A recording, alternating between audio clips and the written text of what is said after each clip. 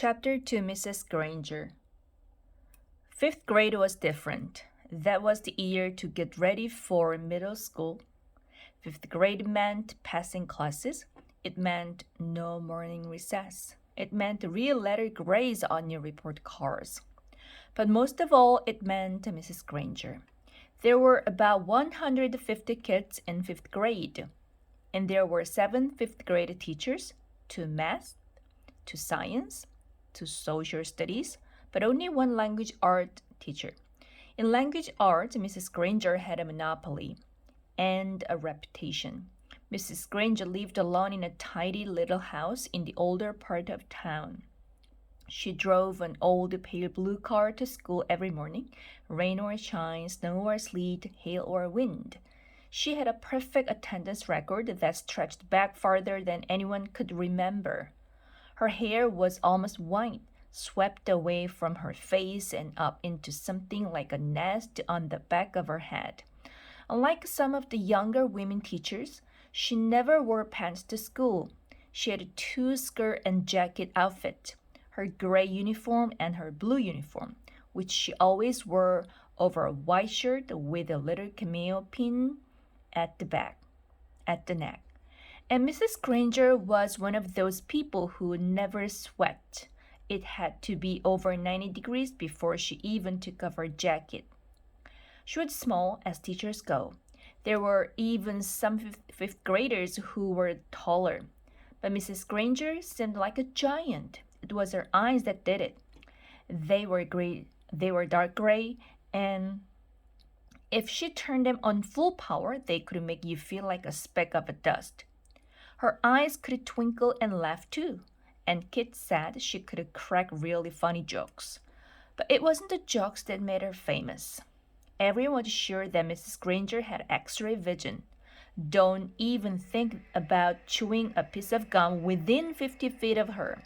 If you did, Mrs. Granger would see you and catch you and make you stick the gum onto a bright yellow index card. Then she would safety pin the card to the front of your shirt, and you'd have to wear it for the rest of the school day. After that, you had to take it home and have your mom or dad sign the card and bring it back to Mrs. Granger the next day. And it didn't matter to Mrs. Granger if you weren't in fifth grade, because the way she saw it, sooner or later, you would be. All the kids at Lincoln Elementary School knew that at the end of the line fifth grade, Mrs. Granger would be the one grading their spelling test and their reading test, and worst of all, their vocabulary test, week after week, month after month. Every language art teacher in the world enjoys making kids use the dictionary. Check your spelling, check that definition, check though the syllable breaks. But Mrs. Granger didn't just enjoy the dictionary. She loved the dictionary and almost worshipped it. Her weekly vocabulary list was 35 words long, sometimes longer. As if that wasn't bad enough, there was a word for the day on the blackboard every morning.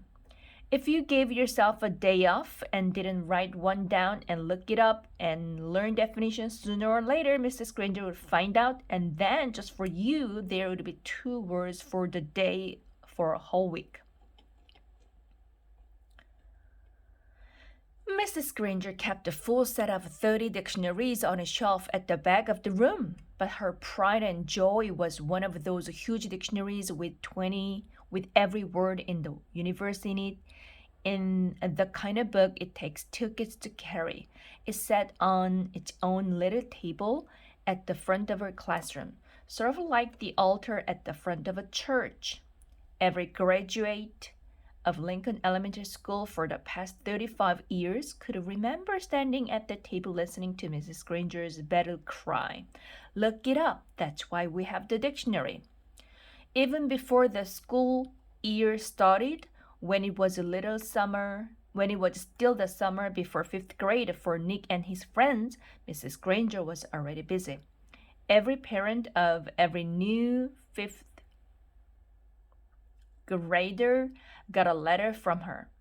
Nick's mom read part of it out loud during dinner one night in August. Every home is expected to have a good dictionary in it so that each student can do his or her homework properly. Good spelling and good grammar and good word skills are essential for every student. Clear thinking requires a command of the English language. And fifth grade is the ideal time for every girl and boy to acquire an expanded vocabulary. And then there was a list of the dictionaries that Mrs. Granger thought would be acceptable for home study. Mrs. Allen said, "It's so nice to have a teacher who takes her work this seriously."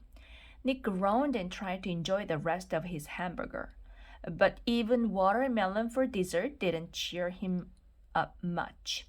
Nick had no particular use for the dictionary. He liked the words a lot, and he was good at using them, but he figured that he got all the words he needed just by reading he read all the time. When Nick ran into a word he didn't know, he asked his brother and his dad, or whoever was handy, what it meant, and if they knew, they'd tell him. But not Mrs. Granger. He had heard all about her, and he had seen fifth graders in the library last year, noses dug in their dictionaries, frantically trying to finish their vocabulary sheet before English class.